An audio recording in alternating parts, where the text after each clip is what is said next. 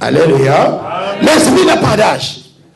Et si nous prêchons la parole, j'ai demandé aux autres que les enfants soient là parce qu'ils vont comprendre. À 6 ans, 7 ans, tu verras un enfant qui dit à un autre enfant, je veux t'apprendre comment est-ce que l'esprit peut te parler. C'est ce qu'on appelle ma fille, à 6 ans à l'école. Un autre enfant était en train de lui dire, je peux t'apprendre comment les esprits peuvent te visiter. Et heureusement, elle était ici quand je faisais les enseignements sur dire que nous avons que le Saint-Esprit qui nous peut parler. Aucun autre esprit ne peut nous parler. Nous refusons d'être en contact avec d'autres esprits. Et quand mon enfant à 6 ans dit à l'autre, l'autre a commencé à crier. Le temps qui est imparti à Satan devient très minime. C'est pourquoi il doit tout détruire rapidement. Amen. Amen. Le salut est plus proche de nous maintenant, plus que lorsque nous avons cru. Amen. Amen. Vous voyez tout ce qui se passe dans le monde. Vous avez des grandes villes comme le Japon où vous voyez toute une ville s'éteindre. Vous regardez à la télévision les maisons qui sont construites avec, je ne sais pas combien de solidité, mais l'eau l'enverse pour dire simplement qu'il est temps de nous réveiller. Amen. Amen. Alléluia. Vous êtes avec moi, n'est-ce pas? Voici ce que cet homme, quand il parlait, m'a retenu. Et c'est tout au long de cette semaine, je vois ma femme répéter cela. Je ne sais pas si vous avez retenu. Il dit ceci, faisons attention, parce que je vais vous amener à comprendre cet enseignement, et vous allez comprendre qu'est-ce que je veux. Il ne savait pas que j'allais introduire ce mois-ci, j'allais vous parler des enseignements sur les liens de famille, n'est-ce pas? Lui ne savait pas, mais le Seigneur savait. Et tout au long de son enseignement, il n'a parlé que des liens de famille. Vous avez compris? Il n'a rien que parlé de ça. Ça veut dire que c'est un temps où nous devons comprendre. Voici ce que il nous a dit, et je voudrais que vous puissiez prendre cela. Gardez cela simplement, vous allez dire. Dans le livre de 2 Corinthiens, chapitre 1, verset 11, il a dit ici, « Afin de ne pas laisser à Satan l'avantage sur nous, car nous n'ignorons pas ses desseins. » 2 Corinthiens 11. Il dit, ne laissons pas l'avantage à Satan sur nous.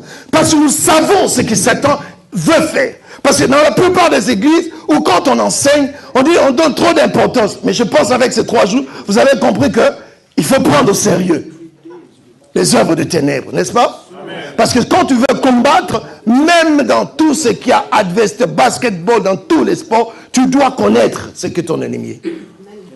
Nous sommes d'accord? Tu dois savoir ce qu'il est et ce qu'il est capable de faire. Si tu sais ce qu'il est capable de faire, tu sais comment est-ce que tu dois combattre. Amen. Parce que quand vous dites réveillez-vous, priez, vous trouvez que dans la prière. Non, la prière est une puissance pour pouvoir combattre ce qui peut être en nous. Nous n'avons pas une puissance de combattre les esprits ni les démons. Mais Dieu a mis en nous la bouche. C'est-à-dire qu'il nous a donné la parole. Amen. C'est celle que nous avons utilisée, qu'au nom de Jésus, telle chose nous refusons. N'est-ce pas? Amen. Mais si on dit prions, j'ai l'impression qu'on prie, on a l'impression que vous voulez faire plaisir à Dieu. Et tout au long des enseignements qu'on nous dit, priez sans cesse, priez sans cesse. Ça veut dire que la prière est une arme efficace. Pourvu que nous puissions rendre compte que les temps sont mauvais, bien-aimés. Amen. Amen. Les jours sont mauvais. Nous voyons des choses et nous acceptons. Et quand vous comprenez dans ce qu'il dit, le diable désire introduire le péché et l'animosité. Vous allez voir dans l'église. Donc vous avez l'impression que pour qu'il puisse... C'est ça, vous savez, quand notre force c'est l'unité. Vous savez, c'est là. Vous savez, c'est là que la force d'une église ou la force de ce que Dieu, c'est son corps, c'est l'unité. C'est pourquoi il parle de l'église comme un corps qui est mobile. Tout le corps est coordonné par les membres, n'est-ce pas? Mais quand il détruit l'unité, c'est fini. L'église n'a plus de force. Amen.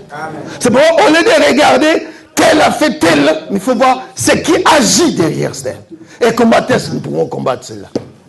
Et ça sera facile, au lieu de passer le temps à pouvoir colporter, à pouvoir, comment on dit ça, médire, oh non, on ne sait pas. Non, nous devons chercher ça, entrer dans la prière, pour dire nous refusons ceci. Je refuse cela, je refuse cela. C'est ça qui va faire que nous puissions être forts dans l'église. Amen. Amen. Alléluia. Parce que je voulais que le terme ici, parce que quand je regardais le mot dessein, Je ne sais pas si dans d'autres versions, vous avez quoi? Le mot dessein, qu'est-ce qu'ils ont écrit? Vous n'ignorez pas, parce que nous n'ignorons pas le dessein. Il veut détruire les familles. Il veut détruire les hommes. Il veut détruire les enfants. Il veut détruire les... Donc vous savez qu'il a un plan pour nous détruire. Il ne veut pas que nous puissions prospérer. Il ne veut pas que les familles puissent être réunies. Il ne veut pas que, vous allez voir, la rébellion des enfants vers le père. Il y a des enfants vers les parents. Vous voyez, dans la rébellion dans l'église de serviteurs vers ceux qui dirigent, il y a partout cela. Il ne veut pas que nous puissions atteindre quelque chose. Et nous ne pouvons pas ignorer le dessein de Dieu, ni le dessein du diable pour notre vie. Amen.